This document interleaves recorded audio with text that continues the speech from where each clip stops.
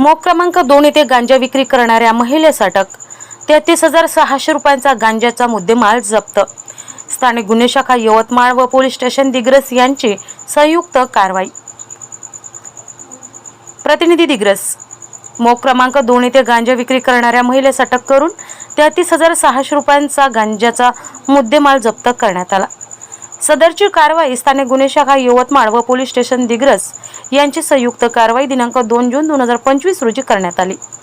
स्थानिक गुन्हे शाखेतील पथकाला गोपनीय बातमीदाराकडून खबर मिळाली की महिला नामे सुरेखा अशोक राठोड राहणार मोक क्रमांक 2 ही तिच्या राहत्या घरी गांजा अंमली पदार्थ विक्री करत बाळगून आहे अशी खात्रीलायक गोपनीय बातमी मिळाल्याने स्थानिक गुन्हे शाखेकडील पथकाने पोलीस निरीक्षक पोलीस स्टेशन दिग्रस यांना गोपनीय माहिती अवगत करून तात्काळ सदरची कारवाई करिता लागणारी सर्व प्रकारची पूर्तता व वरिष्ठांची परवानगी प्राप्त करून वरिष्ठांच्या मार्गदर्शनात पोलीस स्टेशन दिग्रस हद्दीतील ग्राम मोख येथील सुरेखा अशोक राठोड हिच्या राहत्या घरी पंच व पोलीस स्टाफसह छापा कारवाई केली असता सुरेखा राठोड ही तिच्या राहत्या घरी हजर मिळून आली.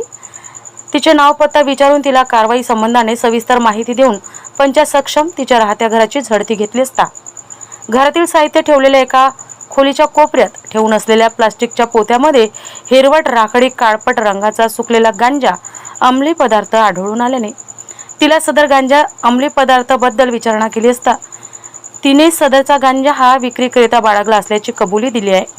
वरून पंचायत सक्षम मिळून आलेल्या गांजाचे वजन केले असता 2.8 किलोग्राम ज्याची किंमत 33,600 रुपयाचा मुद्देमाल सुरेखा अशोक राठोड हिच्याकडून कायदेशीररित्या जप्त करण्यात आला आहे.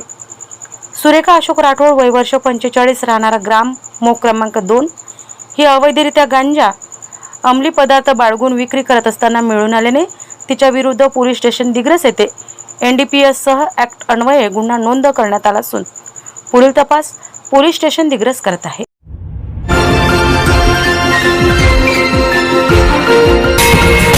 विदर्भ न्यूज मराठी सकारात्मकतेचा शिलेदार.